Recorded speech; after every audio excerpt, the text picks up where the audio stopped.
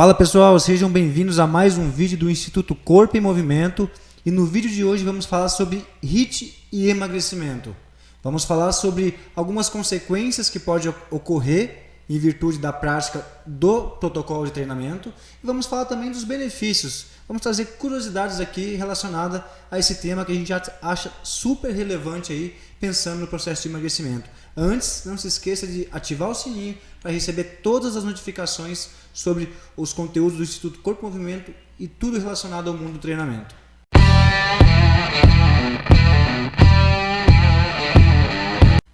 Pessoal, vamos dar início aqui ao conteúdo propriamente dito. Vamos dar uma introdução do que é o HIIT.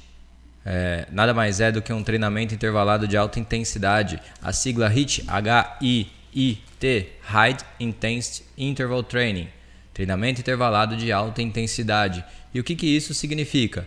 É aquele tipo de treinamento que você gera um estímulo em alta intensidade e você precisa ter uma pausa de recuperação, sendo essa pausa pode ser ativa ou pode ser uma pausa na qual você para totalmente a atividade. Então você pode, por exemplo, eu estou na esteira, estou fazendo um treino de tiros ali na esteira, faço ali 1 minuto de tiro e aí dou uma pausa de 1 minuto. Pode ser essa pausa numa caminhada ou pode ser essa pausa totalmente parado de verdade. Parar totalmente a esteira, ou muitas pessoas até saem da esteira para fazer esse intervalo e voltar ali no treino intervalado. Então o HIIT nada mais é do que estímulos fortes em alta intensidade e um tempo de recuperação para fazer com que o seu corpo, o seu organismo recupere para você poder gerar um novo estímulo em cima disso. E aí o Ricardo vai falar um pouquinho sobre quem pode e quem não pode. Será que tem alguém que pode fazer? Será que tem alguém que não pode fazer o HIIT? Será que tem algumas restrições, contraindicações? A gente vai falar um pouquinho sobre isso nesse vídeo.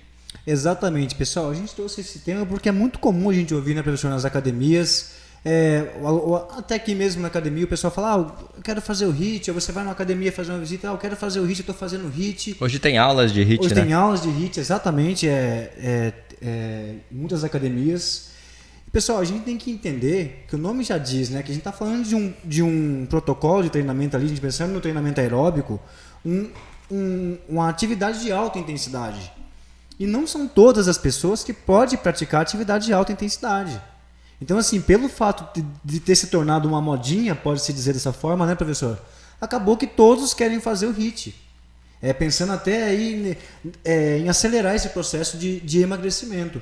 E não é assim que funciona, pessoal. A gente tem que entender que, pensando no indivíduo que se encontra acima do peso, ele pode executar esse protocolo de treinamento, mas existem algumas ressalvas. A gente tem que pensar ali nas possíveis alterações biomecânicas e principalmente o alto índice de lesão. Porque a gente está falando de um treinamento de alta intensidade para uma pessoa que está acima do peso e que provavelmente tem alterações biomecânicas, né, professor? Sim, e temos algumas alterações importantes, por exemplo, principalmente que a gente já falou nos treinos aeróbicos, para pessoas que estão em sobrepeso ou mesmo estão em níveis um pouco maiores, mais elevados ali de obesidade. A gente sabe que as alterações estruturais acontecem com muita frequência. Por quê? Nada mais é do que mais carga ali em cima da estrutura, nada mais é do que mais carga em cima das articulações. Então a gente precisa levar isso em consideração. Por exemplo, você vai fazer um treino de HIIT na esteira com o indivíduo que está em sobrepeso e acabando de iniciar esse processo de treinamento? Muito provavelmente não. Dá para fazer o HIIT? Dá, mas esse HIIT deve ser adaptado. Existem protocolos de HIIT que não exigem tanto em nível de alta intensidade, até porque tem a questão de percepção de esforço, né, Ricardo? Exatamente. A questão por exemplo, você põe uma pessoa que está iniciando ali a prática do exercício físico para fazer o HIIT, mas essa pessoa não está acostumada com aquele esforço em alta intensidade, com aquele esforço, com aquela acidose ali muscular que acontece no treinamento em alta intensidade. E o que isso pode fazer? Você pode estar desestimulando essa pessoa a praticar o treinamento, porque ela vai pensar que aquele desconforto vai acontecer sempre ali com ela, e que para ela alcançar os resultados, ela vai precisar ter aquele desconforto sempre. E a gente sabe que para as pessoas acostumarem com esse desconforto, é necessário um certo tempo de prática, tanto do treinamento de força quanto do treinamento aeróbio. A gente sabe que o treinamento em si, ele não é só um treinamento confortável, né? A gente sabe que isso não vai ser sempre confortável, mas essa adaptação deve ser feita de forma gradual, para essa pessoa não desistir ali do treinamento. Muitas pessoas que estão iniciando até podem fazer o HIIT, desde que esse HIIT seja controlado, seja moderado, controlando ali a frequência cardíaca, sem deixar essa frequência cardíaca subir muito, porque a gente não sabe a condição física dessa pessoa. Com certeza. Em que condição ela está ali nesse processo de início do programa de treinamento. Então, o que a gente sempre recomenda é fazer uma evolução gradual, né, Ricardo? Exatamente. E em cima disso também, professor, até pensando nessa questão, para quem, quando e por que você vai prescrever o treinamento intervalado de alta intensidade? Por mais que esse aluno chegue até você já com a opinião dele formada que ele quer fazer o HIIT, esse profissional ele tem que ter argumento e mostrar para esse aluno que ele, infelizmente naquele momento ele não é a estratégia mais adequada para ele, pensando no processo de emagrecimento. Então é a questão da conscientização e que esse aluno entenda que ele, naquele momento ele não pode ali praticar o treinamento. Claro, é que nem o professor Rodrigo mencionou, poxa, se ele realmente, eu quero fazer o HIIT, porque essa questão que já está aí implantado há muito tempo como uma moda e todo mundo quer fazer, ele pode utilizar o transporte, ele pode utilizar uma bike, não necessariamente a esteira. Mas aí, pessoal, temos que levar em consideração outros fatores, como, por exemplo, a frequência cardíaca. Esse aluno ele vai chegar ali no Z1, no Z2, no Z3, ele pode elevar a frequência cardíaca dele até esse nível? A gente pensar aí em números extremos para ele?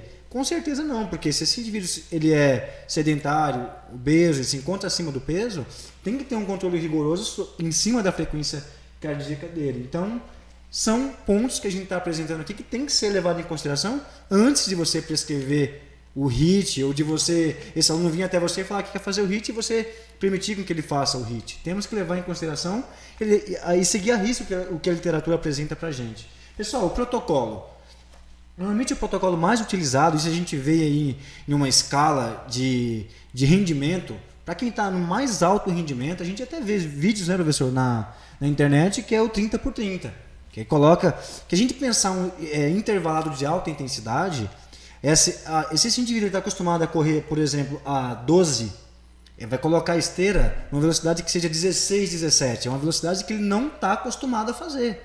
E aí ele vai se preparar ali para poder subir em cima da esteira e correr o máximo que ele pode ali, tentar alcançar os 30 segundos, e aí depois ele sai da esteira, espera um pouquinho, recupera mais 30 segundos e retoma. É o que a gente mais vê, mas a gente está falando aqui de altíssima intensidade, quem está no topo da pirâmide. Não faz sentido, né, professor? A gente prescrever um protocolo desse para um aluno que está começando a treinar agora, né? Se o aluno está começando a treinar agora, ele precisa fazer uma adaptação gradual, né, ali no treinamento. Até porque justamente por conta dessa questão da percepção de esforço também, que é muito importante ele ir acostumando. E quando a gente fala ali em diferenças entre HIIT, treinamento contínuo, como que a gente inicia esse processo, vamos começar o HIIT, vamos fazer o contínuo, a gente tem alguns estudos que eles comparam as diferenças entre os dois métodos, aeróbio contínuo ou treinamento intervalado de alta intensidade. E o principal ponto no treinamento intervalado de alta intensidade é a melhora no VO2, que é extremamente significativa no treinamento intervalado, e outra questão, as melhoras dos limiares. Ou seja, a pessoa para a mesma velocidade, ela tem uma frequência, ela começa a diminuir a frequência cardíaca dela. Por exemplo, para simplificar aqui para vocês. Por exemplo, essa pessoa está correndo ali como o Ricardo falou, vamos supor no 12 km por hora ali na esteira. Ela começa a correr e talvez essa frequência cardíaca dela chegue a 140, de repente 150, Sim. Às vezes 155, algo nesse sentido. E aí ela começa a fazer os treinos intervalados.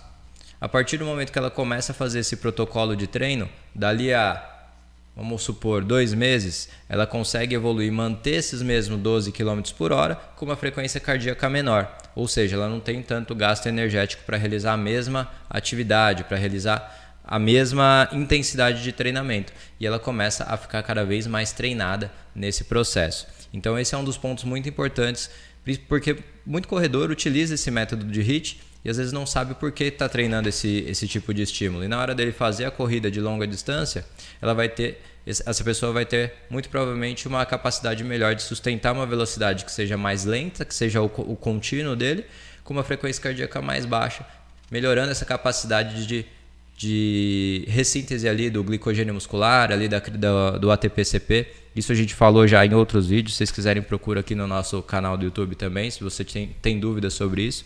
Mas, de modo geral, é isso. E quando a gente começa a comparar aeróbio de contínuo com o treinamento intervalado de alta intensidade, também na questão do emagrecimento, a gente vê que os resultados dos estudos são bem similares. A diminuição da massa gorda é bem similar, tanto no HIIT quanto no contínuo. O que acontece é que a gente vê em alguns estudos, muitos deles conduzidos em bike, a gente vê que no HIIT muitas pessoas têm um aumento de massa muscular um pouquinho mais considerável quando comparado com o contínuo. Por quê? É a relação da intensidade. A gente sabe que a intensidade é importante ali no processo de ganho de massa muscular. E esses estudos, obviamente, eles são conduzidos de forma que eles não façam outras atividades, né? Musculação, yoga, pilates, etc. Esse estudo, para ele ser validado, ele deve ser bem conduzido. E essas pessoas realizam só essas atividades. E aí mostra que quem faz esse treinamento intervalado tem um ganho um pouquinho mais significativo na massa muscular, o que é importante ali no processo de diminuição de gordura corporal também. Mas o fato é que a perda de gordura corporal em si, ela é bem parecida nos dois métodos. Então, se a gente falar, a pessoa chegou na academia agora, eu quero fazer o HIIT porque emagrece mais? Não, não é bem assim. Tem até um ponto muito legal também em cima dessa questão, a gente aqui para poder fechar esse vídeo, professor, a gente fala do efeito EPOC, né? Que tanto o treinamento de força, tanto o treinamento aeróbico contínuo, tanto o treinamento intervalado de alta intensidade, ele vai promover esse efeito, né? A gente tem que pensar que ele vai emprestar para você poder, né, de uma forma assim bem simples aqui, para poder tentar ilustrar todo esse cenário, vai emprestar ali a energia para você poder executar o exercício, e depois ele vai querer de volta essa energia. Sim. Mas assim, pessoal, a gente tem que pensar que se o treinamento, mas eu vou queimar mais gordura durante o treinamento intervalado de alta intensidade. Pessoal, na atividade de alta intensidade, você não tem a predominância da via oxidativa ali, que o treinamento é alta intensidade. E para poder utilizar uma molécula de gordura ali como fonte de energia, são inúmeras reações. Então, no momento do treinamento intervalado de alta intensidade, para aqueles que pensam que vai utilizar a gordura ali no momento, não vai, ele precisa de glicose, ele precisa de energia imediata para poder sustentar aqueles 10 tiros que ele for dar na esteira de 30 segundos. Por isso segundos, que ele não consegue manter mais tempo, na né? mais alta intensidade. A gente pensar um fundista e pensar no Bolt. Ele não vai conseguir manter durante muito tempo. Então, ele vai... automaticamente ele vai utilizar, ele vai bloquear a via oxidativa, ele vai utilizar lá, bloquear assim em partes, vai predominar ali a utilização da glicose, mas no momento em si ele não vai utilizar a gordura, vai ser depois da prática do treinamento, da prática do exercício, que você vai colher os efeitos crônicos, né, do exercício. Não, a gente tem que pensar nos efeitos agudos e os efeitos crônicos da prática do treinamento aeróbico, contínuo, intervalado de alta intensidade ou treinamento de força. Só para a gente finalizar, pessoal, vou falar alguns métodos aqui de treinamento que eu peguei em algumas literaturas, que são métodos mais conhecidos, são utilizados aí em bike, esteira e etc. Um deles é o Tabata, um método que foi utilizado na esteira, são 8 tiros de 20 segundos, alternando por 10 segundos de intervalo.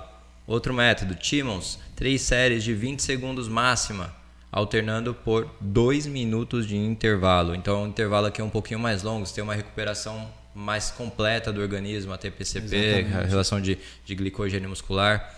Tem um outro protocolo de trap adaptado. São 20 tiros de 24 segundos, alternando por 36 segundos de intervalo. Outro método também que é bem conhecido do Gibala, são 10 tiros de 60 por 60. Outro do trap também, 60 tiros de 8 segundos por 12.